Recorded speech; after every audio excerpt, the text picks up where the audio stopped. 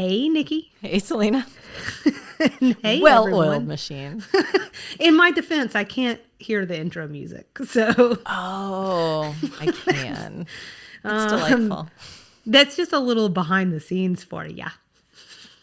It's been a while since we've had a BTS. It has. Yeah. So we're virtual today. I'll go ahead and give that framing up front so that when we go, huh? What? Huh? Everybody knows. Yeah, that we're just trying to do our best. But welcome to the season 7 Anthony episode. This is our third episode for season 7. So I am not going to delay. We'll just jump right on in, and I'm going to point to you and say, would you like to recap us on our episodes that were Anthony focused? I would. Can I do a little circle back on business from previous episodes real quick? Absolutely. So episode 1, Extra Sugar, you mentioned Ann Richards from Texas. She was the first female governor in the state. I wanted to mention something that came up organically after we recorded that episode. Her daughter was Cecile Richards, who was a reproductive rights advocate and former president of Planned Parenthood. Yes. So she recently passed away, unfortunately, from brain cancer. Right. So I hadn't connected the dots that they were related, mostly because most of what I knew about Anne was Texas, right? And that's true. She was from Texas. But it's worth mentioning because Cecile did just pass away, literally, I think like on Inauguration Day or the day before Inauguration Day, which I think is layered, and I think you could piece that apart. But she did a lot at Planned Parenthood and for the field of reproductive rights in general, including a years-long attempt to set the record straight on Planned Parenthood's role in abortion. Basically, yes, some clinics provide abortions, but many more of them provide things like access to affordable or no-cost birth control and STI testing. They're a really important safety net organization for a lot of women who don't have access to care. And so under her leadership at Planned Parenthood, unintended births hit a 30-year low in the U.S. And she just did so much for the field that I think in our sort of wheelhouse of Southern and trying to highlight women who have been influential in history, I wanted to connect those dots. And I think she might be someone that would have been interesting as an extra sugar or maybe will be interesting to dive into one day. But I kind of just wanted to acknowledge that we touched on her in a roundabout way and also just like memorialize her a little bit because that's a huge loss for the field. Yeah. Thank you for flagging that. I think as you said all of that, it hit me that in looking into her in the past, I think I'd read that she came from a political family, and I guess I've just never put all of those pieces together. So yeah, absolutely important person to talk about, and thank you. Yes. So not to belabor from Anthony, who we're supposed to talk about today, but I just wanted to close that loop. I think that was very important and worth it. Important, right? Let's acknowledge those things where we can. So let's talk about Anthony, though. Let's talk about what Anthony was up to in season 7. So let's start with the episodes that were Anthony focused. So we had episode 6, Viva Las Vegas, which was a 2-parter along with episode 7, Fools Rush In. This is the one we talked about a lot in our first episode this season because it was a season high for me. For Anthony, this episode finds him and Vanessa, who people might remember from season 6, who was his intended to be betrothed. Is that right? Did I say that right? Well, that was a very interesting way of putting it. Fiancé. But they were arguing over whether to have their special day in Bermuda. Anthony was a hard pass because apparently short pants at a wedding is a bridge too far for him. But we know Vanessa doesn't like to be told no, so she canceled the wedding by phone, as one with class, dignity, and respect does. But that prompts BJ to take Anthony and the other gals to Vegas, which, obviously Vegas, the land of cheer-ups of all shapes and sizes. And while there, he takes in several very long performances of Get Your Boogie Down, which unfortunately he takes us along for. But the important part is he sees her.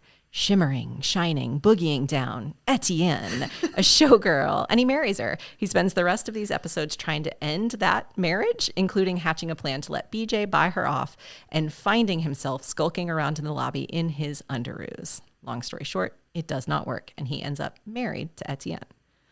So she joins him in Atlanta a couple episodes later in episode 9, The Vision Thing, being the gracious hostesses that they are. The designing women opt to host a Vegas-themed bridal shower for the two of them, and Etienne would like to give Anthony a special gift of her own, a baby, which sends our boy into his own special brand of spiral. Then we had episode 10, Trial and Error. So in this one, Anthony finally becomes a lawyer, or at least plays one in small claims court on Mary Jo's behalf. So it turns out his panic theatrics aren't only reserved for interpersonal interactions with his besties and T. Tommy Reed. He also freaks out in court, which is great for a lawyer, you know. But good news, judges and juries love over-the-top lawyers. So Love it. So it works out that an attorney swings by the house later to compliment him.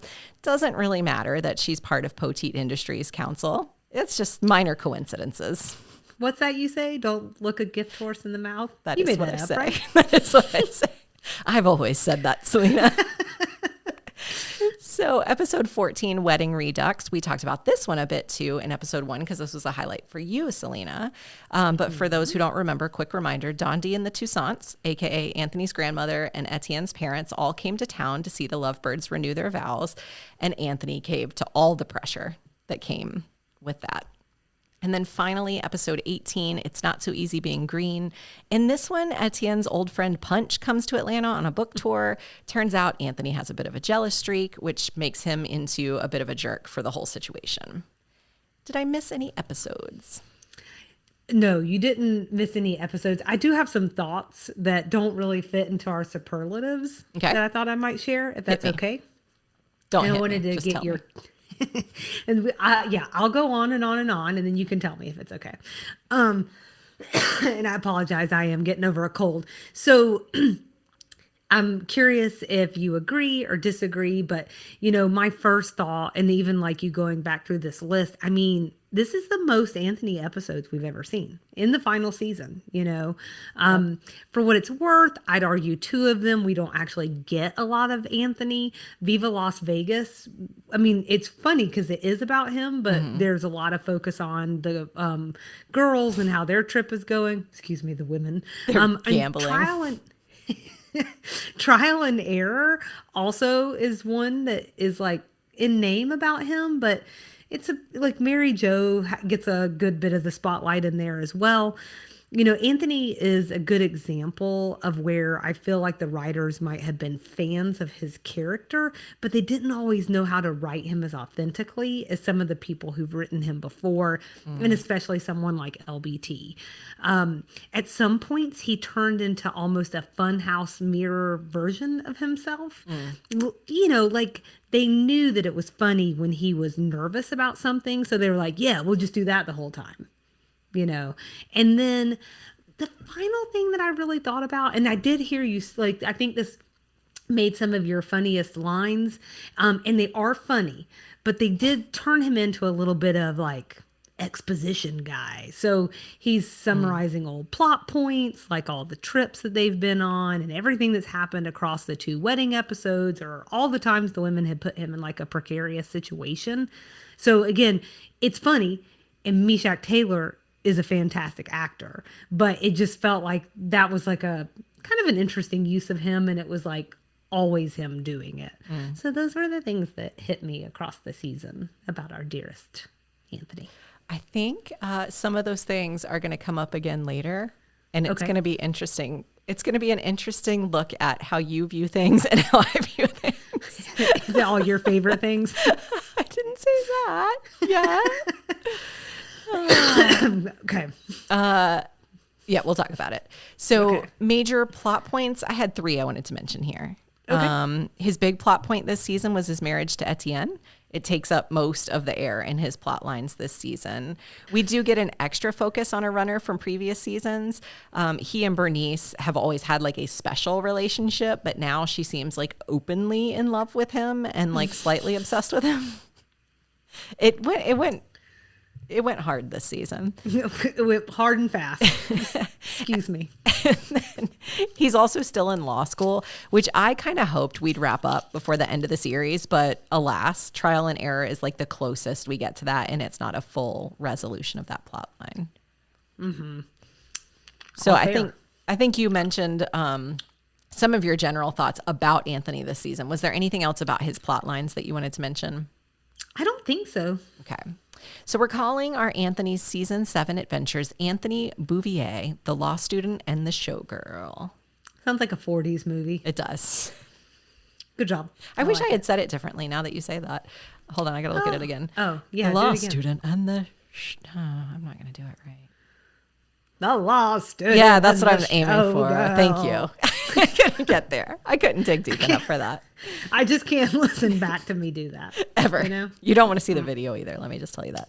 How dare you?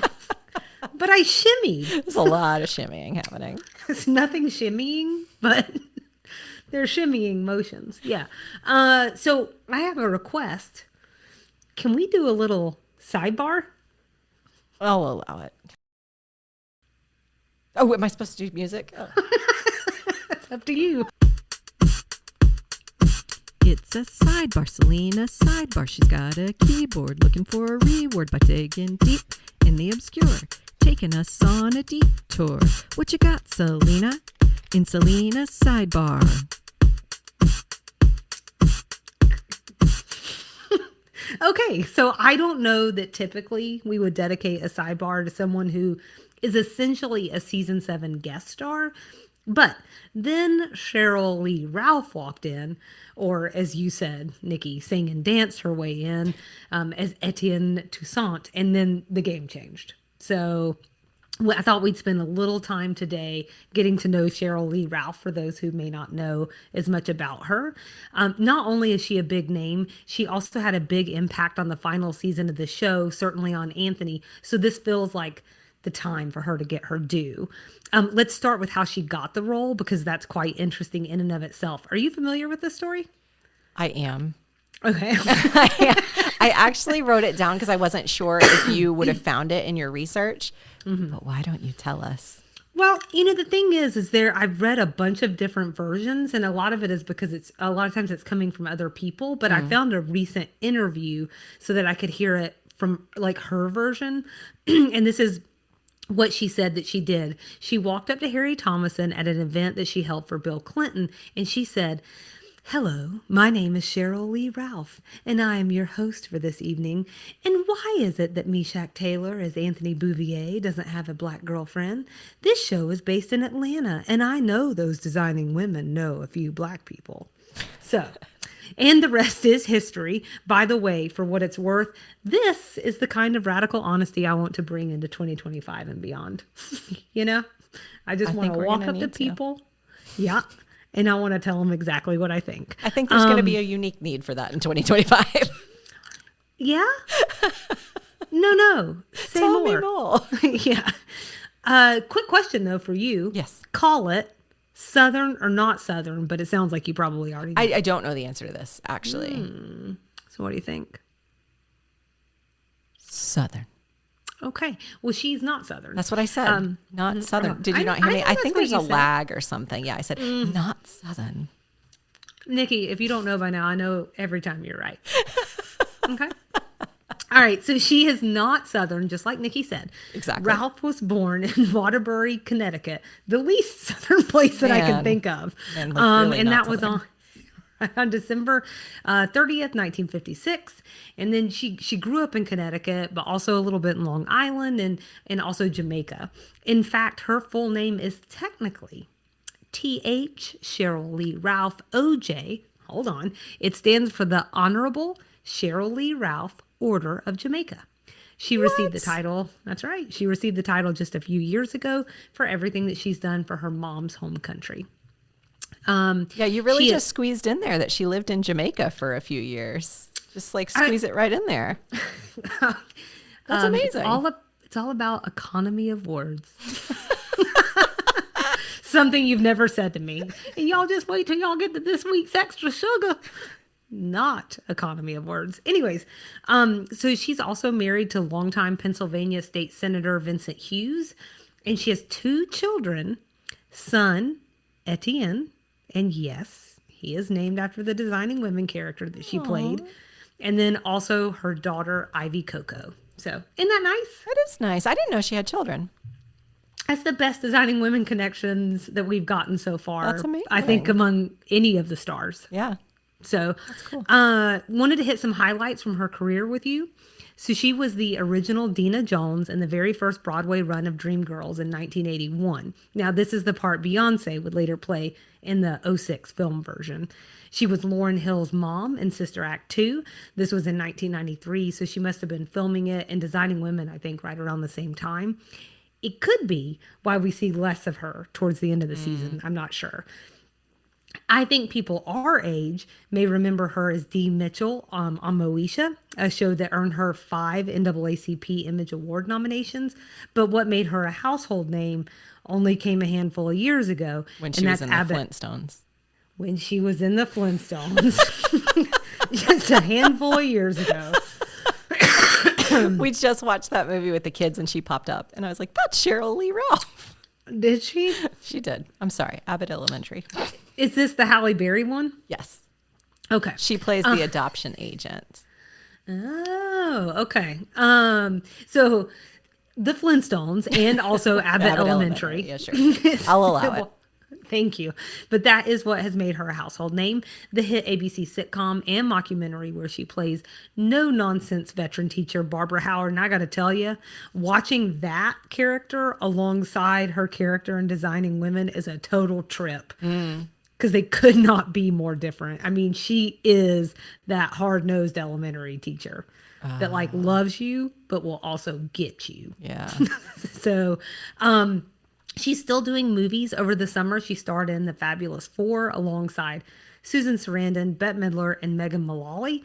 That's in my queue now, so I'll get back to you. It does feel like, we were talking about how we wanted a First Wives Club, sequel. It does feel like kind of the soul sequel to it or something, Of course, I love this ensemble of women, but I also love the idea of how movies like this are helping to finally, even if at a glacier's pace, redefine Hollywood. And by that, I mean, not just disregard women over 40. And it's not just because I'm creeping up on 40 either. We gotta always stand up for all the women. You know what I'm saying? So Ralph shared some thoughts too on how Hollywood has changed. I thought these were really interesting. Here's what she had to say to Philadelphia Magazine. Let's see.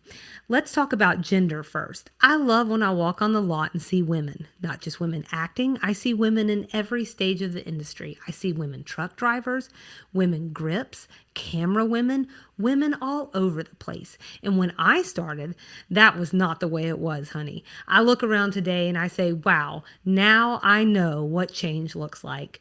And then to see women of color on top of that, young Black people, young Asian people, and then you have the women of color running their own shows, Quinta Brunson, Issa Rae, Mindy Kaling, just amazing. That said, there are still too many Black folks cast as drug dealers and murderers, and I'm not too happy with that. Finally, Ralph is just a darn good human who really seems to have always cared and somehow also found herself on the right side of issues. It's always exciting to see that because that's a tough spot to be. Yeah, that's right. She was just honored as the Advocate's 2024 Advocate of the Year for her many years of advocacy and allyship. And in the 90s, she launched her own nonprofit, the Diva Foundation, which is still around and raises funds for HIV causes, especially those focused on the Black community and women and children. And in 2022, she co-produced a documentary called Unexpected, which told stories of young Black women affected by HIV in the South. Abbott Elementary has also given her a lot of opportunity to speak on the importance of underfunded public schools and the need for equity in education. In a recent WHYY, I always want to call them Y, but the Philly NPR station. That's fine. Anyways, why? Why? That's how I read my news too. Why? Lately. But Ralph recounted how one episode about the lack of up-to-date books in the classroom led to a bunch of organizations donating to provide help for schools in need. And, we had a lot of conversations about how, and I see this a lot on our social media stuff too, like there's not a lot of substance to sitcoms anymore. Mm-hmm. And I think Abbott Elementary, while still in the style of a newer sitcom, has a little bit more of that older feeling to it, like that undercurrent of here's a thing that we should probably be paying attention to. So we'll link to some interviews of hers, or I will ask Nikki to please kindly do that. And because I just really can't do this woman justice. She is a delight to see and hear in her own words. So if you're interested in doing that, we want to give you that access. So any questions on Ms. Ralph? No, it was so funny. She's one of those people that I feel like you watch movies from like the 80s into the 90s. I mean, the Flintstones, we just happen to be watching that, and there she is. She's one of those actors that just pops up everywhere, and it's been particularly gratifying to see her have another life through Abbott Elementary, and it's sort of like the Genaissance. She's sort of having her version of that through Abbott Elementary, which is just really cool. Sheryl Sans. Sheryl Sans. There you go. You heard it here first and only. She'll be calling us any minute now to tell us to never call it that again. I would take the call. I would take the call just to hear that voice. Yeah, I'm like, come true. on this podcast with that voice, that sultry, beautiful voice That's that you true. have. That I'm trying so hard not to mimic because I'm quoting you. It's hard sometimes. It's very hard. So I thought that we could go ahead and jump into character superlatives then. Okay. And so I'll shut up for a moment. Would you like to tell us what your best Anthony episode is? So this one was hard because Viva Las Vegas and Fools Rush In were my season favorites. So I have to Right. pull them out of the running for this one. But I stand by those as top tier episodes this season. So when I look at the rest of the Anthony focused episodes, I think my next favorite was episode 10, Trial and Error. So throughout the series, and this is where we're going to get into one of your comments about Anthony's character, we've been building him as this feature of him where he like folds under pressure. And it's been a concern that I've had about him becoming a lawyer. Like, how is he going to manage that? This one played right into that. And I appreciated, one, the character continuity. Like I think we've seen less character continuity at different points in time. And I know that was like diehard fans. That's a real criticism they have this season, is that like in particular, Mary Jo and Julia are not at all the same characters they used to be. This one felt like maybe some character continuity that would feel comfortable for like real diehard fans, because you know what you're getting with Anthony, and they played right into that. I also think his high strungness is one of his funniest features. So I appreciate that they play that up a bit in this episode. I think also some of the other characters had high points too. So like you were just talking about Sheryl Lee Ralph as Etienne, she was like delightful as the doting wife. I thought it was really cute how she tried to dote on him in failure, and that was real tough for her. And she was really honest about that, but she was still so cute about the whole thing. I liked hers and Carlene's back and forth about Tammy Wynette. Back where I'm from, we stand by our man. Tammy Wynette even has a song about it. I mean, I don't mean to attack your character, but aren't you divorced? Yes, I am. She also sang about that. DIVORCE. Okay. I just thought that interaction was so cute. And then Julia and Etienne making Anthony feel better toward the end of the episode, aka Etienne parroting everything Julia should say, and then standing back and taking notes from Julia, like losing her mind on him and finally turning things around. And then I think the final thing that this episode really had going for it was when that real life lawyer comes in at the end and compliments Anthony. Okay. So it doesn't matter that she was encouraged financially by BJ to come in and say something nice to him. It was nice that she came in and gave him that really positive feedback. So if we're not going to resolve that loop, if we're not going to have Anthony become like a barred lawyer, at least we know he has some promise, and maybe there's some resolution in the end. Okay. All right. I mean, I think that's, I mean, so I think that's we fine. we took like the different tacks on it, but like it was still the same. Like I agree that it's consistent. It just was like almost a little funhouse mirror to me, but they definitely knew what they were like. They watched the old episodes. Yeah. You know what I'm saying? Yeah. They got familiar with the character of Anthony. And it's hard to not, even in his worst episode, it's hard to not love Anthony. Yeah. You know, that's all there is to it. So, well, I still stuck with one of my favorites for the season because I tried to hold back some of the wedding shenanigans. You were so more we would thoughtful about it than I was. I'm taking it one at a time, Salina. I don't know about all that. We'll see. For me, it's like a good wedding episode is a good wedding episode. You got the shenanigans. There's just a series of not so great events for your big day. There's the water main break. Then Etienne's mother left her father, and she's a sobbing mess. Anthony and Etienne aren't speaking. Dondi is there. Dondi. But she's upset with Anthony, and no one gave her advance notice. She didn't even get to pull the right clothes together. She's not happy. She's mad about it. She is mad. Judge Maloney can't make it. Anthony forgets to write his vows. Then he has a panic attack, landing him in the hospital. So, they get married there. And then the cast sings out the episode. Like, just white women just trying to sing and dance to varying degrees of success, which I thought was funny. And I, again, I mentioned that I really love this one in the season because of the Bernice of it all. She was they used her and they used both of the parents, I thought, pitch perfectly. And just you couldn't have queued up better timing for the way that all of that ran. Bonus, by the way, Etienne is wearing one of Suzanne's wedding dresses. So it's kind of like Suzanne was there for Anthony's big day. Oh, that's nice. I thought you were going to say bonus. Dondi is actually the lady that played the woman in the hospital in like season 2 or whatever. That is true. She was also in the last day of the decade of whatever the name of that episode was. But yeah, and I loved her as that part. And we get to hear so much about Dondi that I really wish we had gotten more from her. Yeah. I wish they had let her cook a little more if I was going to give some feedback to the episode. Well, I rewatched that episode after you said it was one of your favorites. I rewatched it because it had been a while since I saw it. And I really loved Etienne's mom's like over the topness and Etienne's exasperation at her. That was glorious. You didn't get much from Dad other than what you had already shared in the last episode between him and Bernice. And then Dondi and her frustration over the clothes was so Southern grandma that like it just was so immediately identifiable.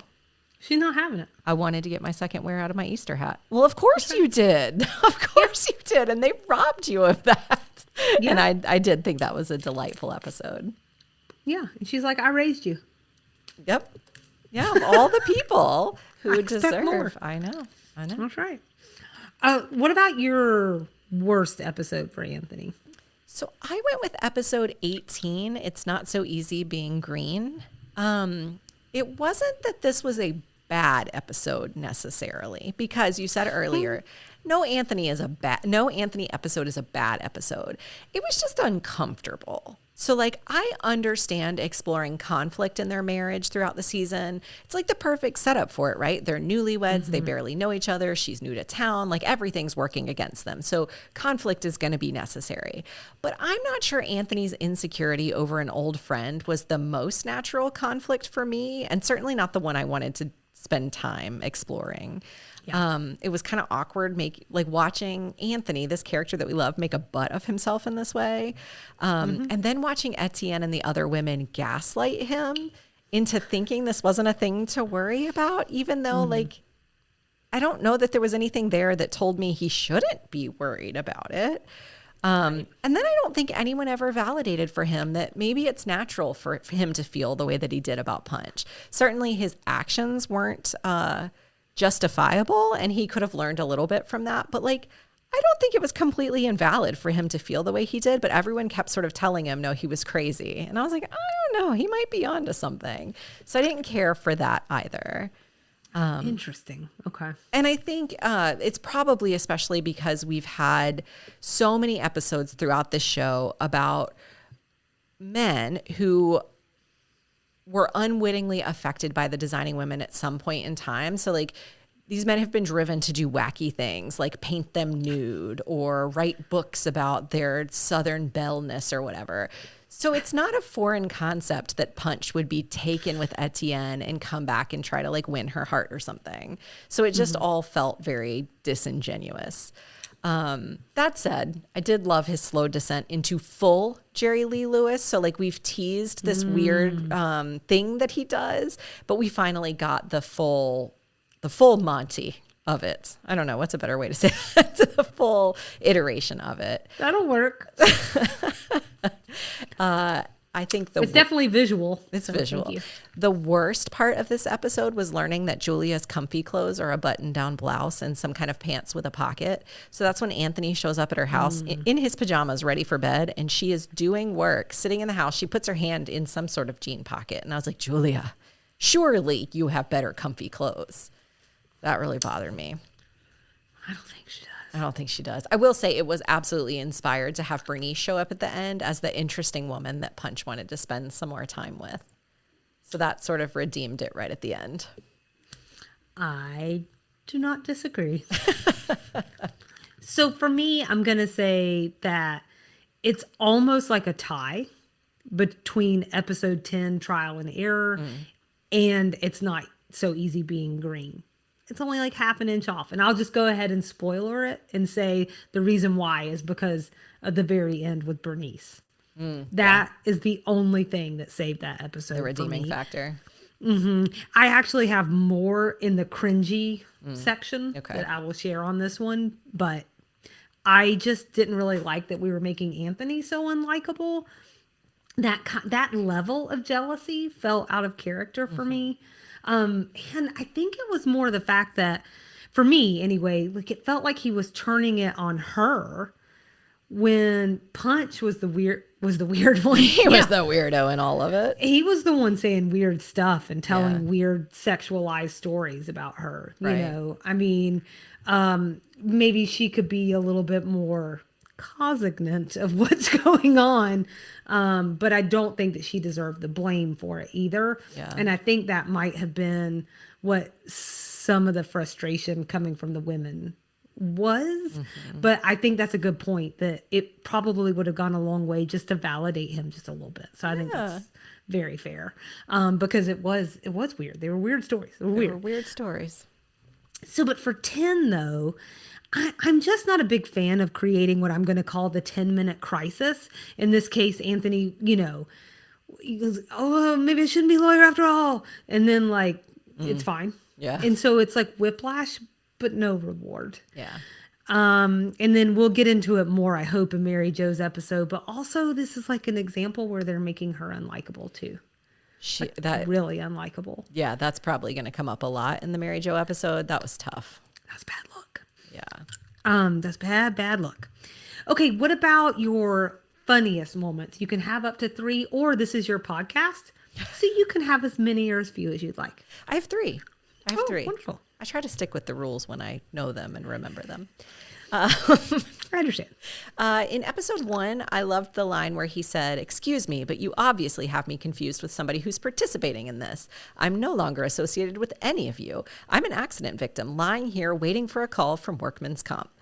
I thought, like I said in, I think, our first episode this season, that entire episode was kind of a delightful outing for the whole season.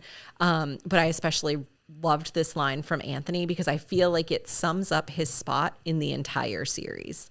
I'm just this like collateral damage that's always just like hanging in the background, waiting for someone to put the pieces back together. So I really loved that line.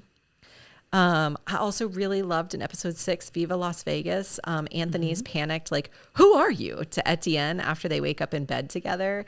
So this is one of those moments where it's not the line, it's the performance. It was like this slow build of the women barging in, them having this conversation with Anthony about who he's in bed with, watching all of the pieces slowly align in his head, and then it finally culminates in the very simple, "Who are you?" And I thought that was pretty brilliant, having all that come together.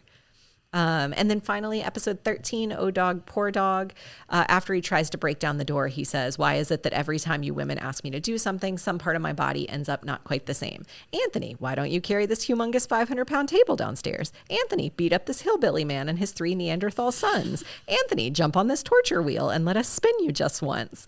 So I didn't process it the way you mentioned earlier, sort of this king of exposition, I think is how you said it, like telling the story through these really funny lines. I think that's spot on. I think for me, this particular one was almost like an Anthony's Greatest Hits. So if you've not watched any other season of Designing Women, you get a sense for the sort of ridiculousness he gets caught up in. And again, his delivery is just so delightful. Meshack, man. He was a good actor. You know what I mean? He knew what he was doing. Yeah. There's nothing I've never not loved him in. So there's that. Okay, so for me, my very first one is, and really I just went in there's no necessarily order here, but season 7, episode 7, Fools Rush In. This is Anthony's naked elevator ride. Just good. You know, when he gets back and the 2 men roll him in on the laundry cart and they dump him out in his boxers, we get his trip recap. I think you may have even talked about that in our opener. But this is just a storybook ending to a perfect vacation. In just 24 hours, I'm jilted, whisked off to Vegas, where I wake up married. Following the very good advice of my friends, I go downstairs in my shorts. Only my back goes out totally. And I end up writhing on the elevator floor for 45 minutes while drunken yet incredibly polite, pasty-faced people in stretch pants get on and off, being ever so careful so not to step on me until these wonderful gentlemen brought me here rather than dump me off the 23rd floor of this hotel, like I bet them to do. And I felt that one in my bones, to be honest. Also, quick question. Would you do it? What was it? $10,000? It's 10, but you want to talk about what that is today? Oh, yeah. Oh, sorry. First of all, it's 25,000. Today it's 56,000. Okay. And it's just go into the lobby in your skivvies? Yeah, not Yeah, even I'd do naked. it. I'd do it. Oh my gosh, this is like a no-brainer. Do I get to pick the undies though? Like I get to pick what I wear, sure. right? Okay. Yeah. Well, you have different undies for different days. You got the stretchy That's true. undies, the not so stretchy undies. Put on Period your pants. better ones if you're going to walk downstairs in them. It's also Yeah, I like totally my do. underwear also happened to cover more of my butt than a bathing suit Yeah. does today. Yeah. You know? Yeah, You I just totally do I it. can't get one that's big enough. It's like an extra large and it's still like They're so small. They're so just, small. it just covers. Yeah, I'm like, is this the front? Is it the back? Like, what? All right, well that got sidetracked. Okay, so my Sorry, second Anthony. funniest line for me was in episode 16, Sex, Lies, and Bad Hair Days. Anthony explains men to the ladies, sort of. Love that. So this is the women just going at him like, I don't understand why men get like this. Anthony, you're a man. Explain that to me. And while you're at it, explain to me why a man can't just enjoy being out with a beautiful woman like BJ and not have to think of her as a potential conquest. And tell me why, if a woman is remotely friendly to a man, he thinks that she wants to sleep with him. And explain to me why Dick Cavett keeps getting more talk shows when nobody listens to him anyway. Tell us why men behave the way they do. I don't know. I don't know why men do the things they do. That's why I work with women. It's a good call, Anthony. Beautiful. And then my final one is a little bit of a twofer. It's what I'm going to call Anthony reacting to white people stuff. Uh-oh. I cleaned that up for you. Thank You're you. welcome. We're a clean podcast. I wasn't ready But with the beat button, so thanks for that.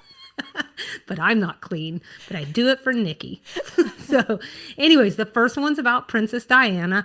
Oh, well, thank you, Carlene. Listening to the world's richest white woman make kissy face with her boyfriend is certainly this black man's idea of paradise. Unfortunately, I'm taking Bernice to admitting. And then we get the one in the Gone with the Wind episode, which you walked us through. And I just have to, again, get down to the part where he says, a movie about a bunch of black people named Mammy, Pappy, and Prissy being ordered about by overdressed white people is not really role model material. And as far as I'm concerned, that movie was about a bunch of rich snobs who lose everything and still cannot get along without 3 black people to help them into their underwear. the best Gone with the Wind synopsis I've ever heard. Cringiest or most obnoxious moments? What you got? So first of all, I'm going to, because it's our podcast, I do what I want. I'm going to do the opposite of cringe because I feel like we need a chance to talk about this and I don't know where else to put it. So we've laid this groundwork covering 7 seasons now of the show that they give us the god-awfulest romantic lines from men in this show. Anytime we're supposed to be swept away, we roll our eyes. So call me biased. It may be the Anthony of it all that led me in this direction, but his off-the-cuff vows to Etienne were exactly the sort of thing that would have made me swoon. So he's laying in the hospital bed and he says, "But what can I say that doesn't sound insane? That I heartily recommend marrying a perfect stranger on the spur of the moment? That the odds of marrying somebody like Etienne are 1,000,000 to 1 and I hit the jackpot? That Etienne and I are probably the only people on earth over the age of 14 who still have an abiding faith in love at first sight?" I mean, honestly, how romantical. It was so That's really sweet. nice. So it's the opposite of cringe, but I want to mention it because Designing Women deserves it since they've done men so dirty over the years. But most importantly, Anthony and Etienne deserve it. Can I tack on then that in the wedding or the episode where they throw the shower and he starts singing at the end? I thought was really sweet. I almost teared up. So That's really nice. I'll have to rewatch that. I think that's what makes the actual cringiest moments, which it sounds like you're going to get into as well. Episode 18, It's Not So Easy Being Green. That's what makes these especially cringy. Like there was the time he said Etienne's cleavage was his cleavage. That's not comfortable for anybody involved. why? It's just not a good look. Not fair. Not fair. That's it.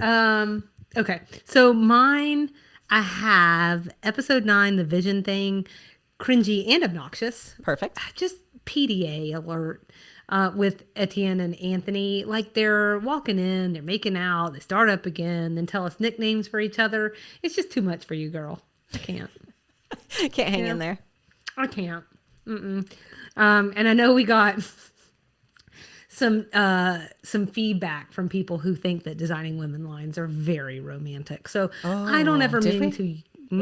I don't Sorry, ever guys. mean to yuck people's yum. Yeah, But- no, that's why I say to us. They make us uncomfortable. Yeah, if you love it, I want you to hear whatever you want to hear. And I hope that you find someone who talks to you like that. You should deserve such a thing. 100%. I don't Well, someone deserve it, but somebody No, does. don't deserve that.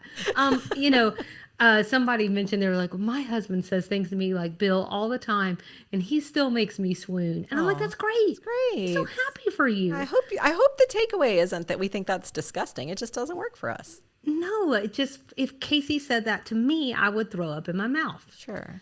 But that's for me. I wouldn't throw know? up in my mouth. I would throw up outside my body because that sounds somewhat gross. But I would. Yeah, that's no good. But I love that for them. Love it for them. So, episode 18, coming back to It's Not So Easy Being Green. So this for me is cringy and obnoxious. Just, Lord, everything in this one. Punch is both cringy and obnoxious. And somehow it made Anthony the same. So, Didn't Punch look like somebody you know, like from Yes. another TV show or something? he looks like a 90s sitcom actor. I looked him up and I didn't recognize him from anything, but I would have put money on knowing him from something. Yeah, and he definitely has like a very familiar something going on there. But I was cringing all through him trying to.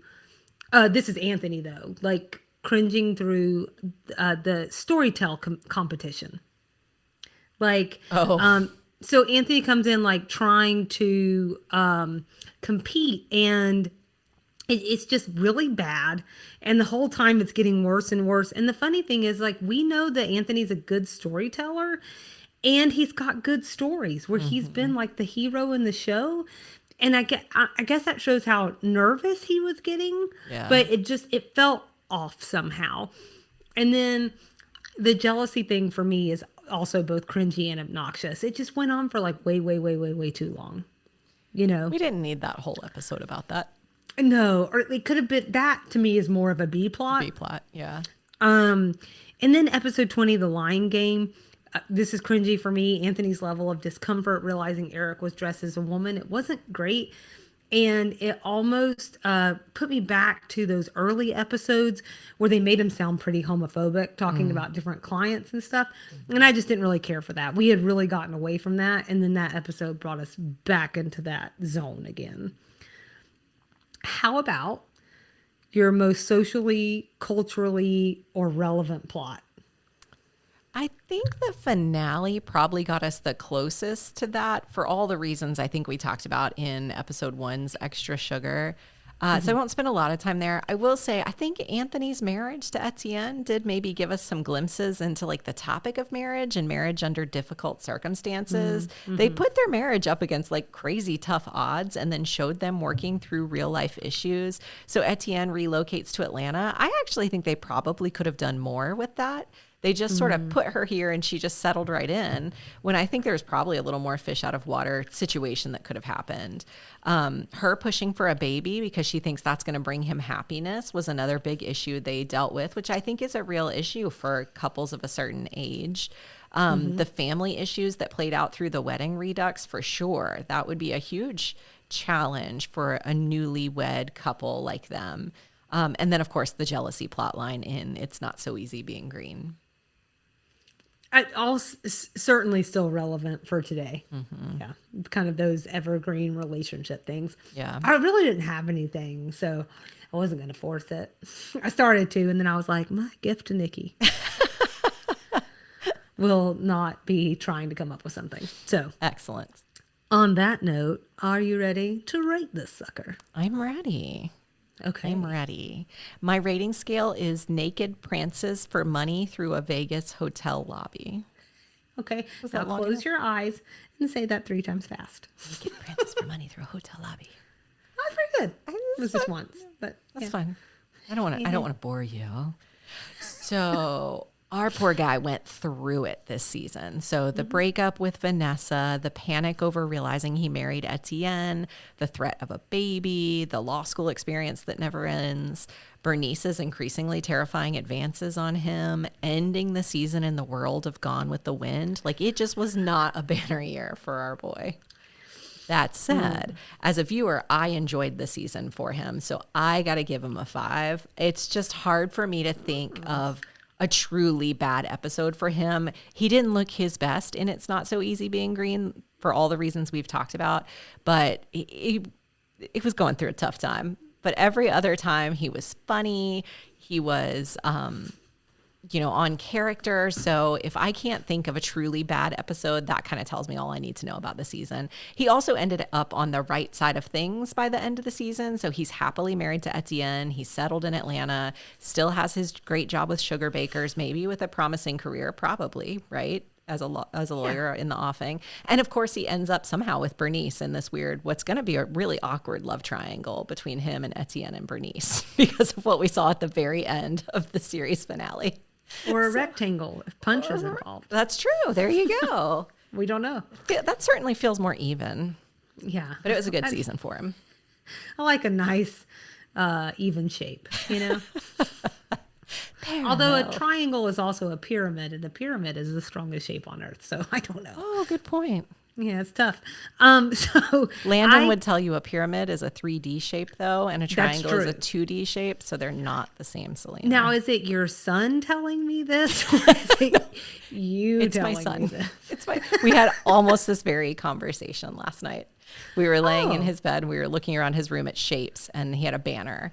And he said, "Where's a pyramid, Mommy?" And I said, "Well, the banner is a triangle, which is kind of a pyramid," which led to the conversation about 2D and 3D shapes. So sorry to break it to you. He and you are not wrong. I should have asked you to sit down before I dropped all that knowledge on you. I'm sorry. I know. Not that y'all can see, but I'm too keyed up to sit today. So Nikki's having to watch me wiggle around. Probably What's not new? the best way to put it, but What's that's new? fine. So I gave this one 3.3 out of 5 elevator rides in the buff. So we were both thinking about Anthony naked. So I don't know what's going on here. We know what's going on. Bernice infected us. We know what's going on. I'm just in love. The love vibes.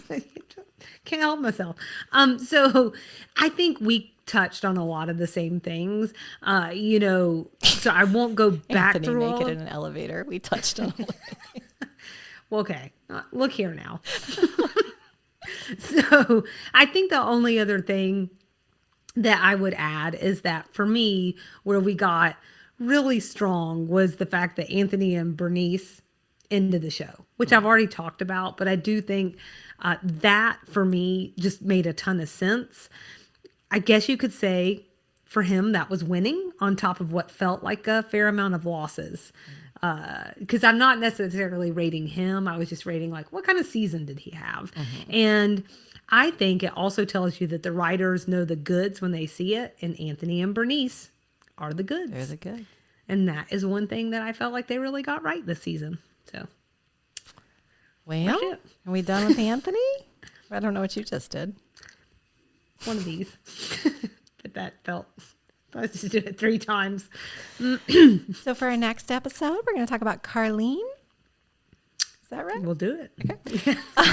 So we'd love everyone to follow along with us and engage. Instagram and Facebook at Sweet Tea and TV, TikTok at Sweet Tea TV Pod. We're on YouTube, Sweet Tea TV 7371. You can email us, sweetteatvpod@gmail.com, and you can visit our website, www.sweetteatv.com. On the website, there's several ways to support the show. You can also tell your family and friends about us or rate and review the podcast wherever you listen. And then, like I said, there's a support us tab on the page. We also have a Patreon, and I convinced Salina to let me do a little fun drop-in for the Patreons this week about Las Vegas. We had several Anthony Vegas themed things to talk about this season, so it felt like a natural tie-in to do some fun Vegas stuff. So for our Patreon listeners, we'll have something special this week. And then we have our normal extra sugar here. Do you want to tell us what we're in for that, Salina? Yes, for everyone else, we have something not special. Sorry. No, I'm kidding. So for Extra Sugar, come back on Thursday and we're going to talk all about the Dixie Mafia. So I will make it make sense then if you care to tune in. All They you do regulars. care to tune in, and they will. I'll be there. All right. Well, you know what that means, Nikki. What does it mean, Salina? It means we'll see you around the bend.